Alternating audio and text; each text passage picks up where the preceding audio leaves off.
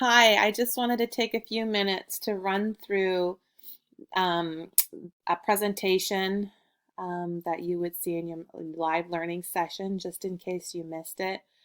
Um, University of Arizona wants to make sure that you are well and prepared for week 5, where you will write a short journal article regarding a mathematician.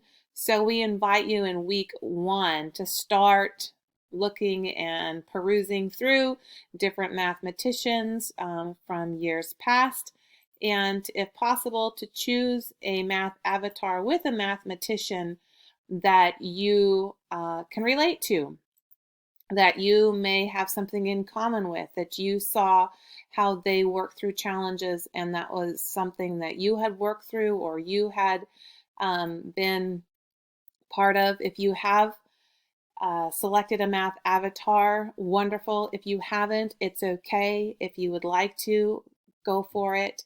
It's not required, but it is recommended. There are two main components for the live session week 3 discussion, okay? The first component has to do with statistical study and flaws, okay? And why is it important to be able to identify and create good statistical studies? The second part of the week 3 discussion has to do with study strategies in learning math in class. So for your week 3 discussion, one of your paragraphs will be related to statistical studies and flaws. The second paragraph will be related to study strategies. Okay. So when you are looking at statistical studies, why should it you care? Does it even matter? In every profession, even your personal life, being able to identify a bogus statistical study is important.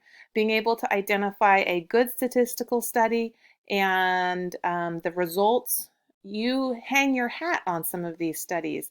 It could be a statistical study on vehicles and the safety of those vehicles. It could be a health statistical study, and you are making health decisions for you or a family member or a friend based on what you are reading in statistical studies and reports. Statistical studies are done all the time, and we're going to talk about some of them today. Um, in your week 3 discussion, you are going to create a paragraph on statistical studies that have flaws. So we're going to kind of go over what you could look for as a flaw in a statistical study. Number 1, your study sample size is too small. If you do not have enough data, you are not able to make concrete conclusions about that data. Sometimes we have small data sets because maybe the study was dangerous. Maybe you are taking a new medication and not very many people want to be part of that. It could be that the sample size is too small because you are studying something very obscure. It could be an animal or a disease. And because of that obscureness, you're not getting much data at all.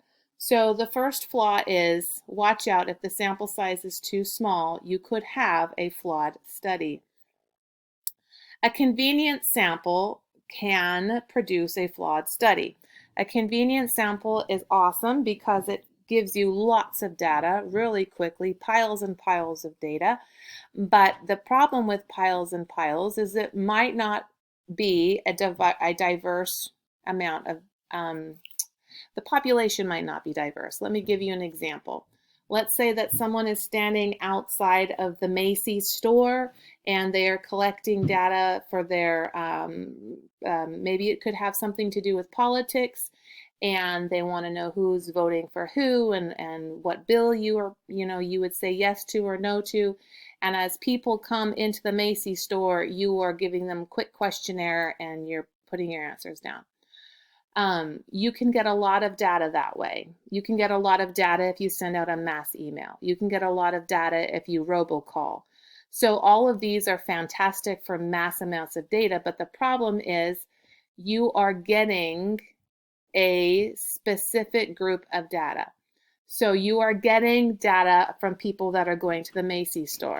That might be quite different than data that is collected from a Walmart, okay, or from in front of an REI or a Cabela's store. It's a very different demographic of people. Robocalling, you're hitting a certain group of people. The people that are willing to pick up the phone, the people that are home at that time that you're calling. Mass emailing, you're hitting the group of people that have emails. You're hitting the people that are going to respond to an email survey. So convenient samples are wonderful to give you lots of data. They give lots of data. However, they are flawed because the demographic is often skewed. Okay, you're getting just a slice of a population rather than a diverse population. Okay. Number 4, you could have a group that organized the study. Oh, I jumped to 3 on accident. I'm going to go back. We're going to go to 3. You could have a report of the study that makes conclusions that don't really follow from the research. So perhaps researchers have done a study, they come out with 5 points regarding a medicine, okay? This medicine and some of these medicine points that come out of the study are good, some of them are not so good. So if I wanted to capitalize on this medicine, I would pull the good parts from the study and I would present them, okay? So you can have reports made, but the entire study is not mentioned. Just the parts that we care about, the parts that fit our platform, the parts that make us look good or make the product look good. So watch out for that. If the report of the study will make conclusions and they're not following from you're not seeing the entire set of conclusions, you're just seeing bits and pieces, that could be a flaw. Sometimes that's done intentionally, sometimes it's not always done intentionally, but watch out for that. Number 4, the group that organized the study is biased in favor of one result. This is a big one. We'll see it often with power, politics, when there's money to be made. Watch out. If the group that is creating the product that they are going to capitalize on is also doing the study on that product, you may have what's called bias, or you would have bias. Okay, the study could be flawed because the individuals doing the study have a vested interest in the outcome of the study. Rather than having the same group organize the study, it is best to have an outside group, a third party, assessing the viability of the product or of the issue that you are studying. Okay, watch out for bias. That's a big one. Number 5, you could have a study measure variables improperly. Okay, now this can be done very simply, okay, without even knowing that you've done error. This could be as simple as when you were taking measurements, the measuring device was not calibrated properly. So maybe you were taking weights of 5,000 people and that weigh scale actually had an error, was not calibrated properly, or the thermometer was not working properly, or the person inputting the data, accidentally put it in the wrong column, or like things happen when you do studies and when you're dealing with thousands of pieces of data, errors can happen. So sometimes, or even the convenience sample, it's great, you get all this data, it's awesome, but it's actually a bunch of ladies going to Macy's, and it's missing a whole entire demographic of the world population. So watch out. Sometimes the way the study measures variables is creating flaws, or the way that the study was set up is flawed. So for your week 3 discussion, the first paragraph should talk about a real statistical study with a flaw. You should state the study, state the flaw, and create a reference for that. So 1 paragraph there. A lot of times students wonder, why do I have to take a math class? All right, so now we're getting into paragraph 2 for your discussion. For University of Arizona, in order to stay accredited, critical thinking, quantitative reasoning are in the accreditation handbook, and often that's where you get your logic and your math classes, science classes. And it's not just the college that cares. Employers are looking for critical thinking and problem solving. So math classes are important, and you might be sitting in this math class thinking, oh my goodness, what have I gotten myself into? Okay, so I want to just quickly go over some mindset ideas to help you be successful. Number one, be sure that you have a growth mindset. You're ready to learn, you're ready to grow.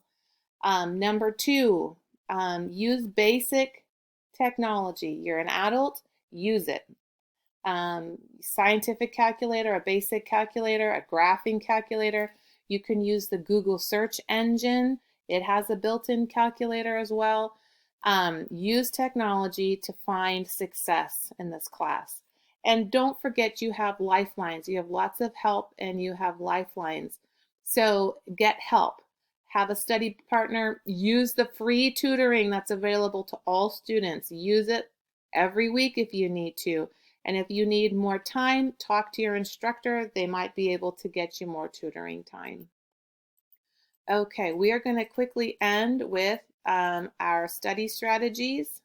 The second paragraph for your week 3 discussion will be a paragraph on your study strategies. How are you using some strategies to be effective and successful? So here are some that I just would like to share with you. Complete the assignments in the optimal order. Try to start with your learning labs, then run to your homework, discussions, and then quiz. Don't skip your reading, but even more important than reading is doing. That would be doing your learning labs. Doing, meaning writing out your work for your homework assignments. You're just write them out until you've got them memorized. Complete your learning labs early in the week. As soon as you start to work on your math, your brain is cranking, your brain is working. You might leave to wash the dishes, but your brain is still working. If you try to cram your math at the end of the week, you will find that you are more anxious and stressed, and you won't learn as well. Take the time earlier in the week to really do your work. This is like a language class. Think of this like French. You can't learn French like crammed into an hour or two on the weekends. Set a schedule. When are you going to study? When is it time for you to rest? When is it time for you to do your quizzes? Write out all your work. Check your answers. Keep them in a notebook. I highly recommend notebooks. Title your page. Put the assignment numbers on the side. Highlight and circle your answers. Why? Because you have the option to retake your homework. You have the option to retake your quizzes. Okay, why not take advantage of these opportunities to improve your score? You can go back, you can quickly find your assignment if it's in a notebook and it's been titled. You can quickly find the answers if you have highlighted the answers.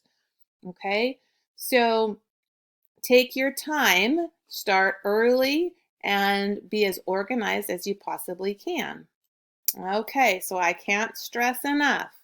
Please start early. Please do the math. Write it out. Speak it if you need to. The more that you are active in your learning with math, the more that you will retain.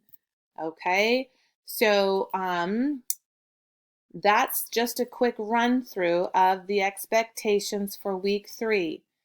Week 3 discussion, you're going to have one paragraph on statistical flaws, statistical studies with flaws. You will find a study on Google. You can Google studies with flaws. You can Google redacted studies, but you will find a study, a real true study that has a flaw in it. You will state the study. You will state the flaw. The second paragraph, you will share some study strategies that you are using to be an effective student in this math class or any of the other classes that you have taken. Okay, thank you so much for following through with this live learning session.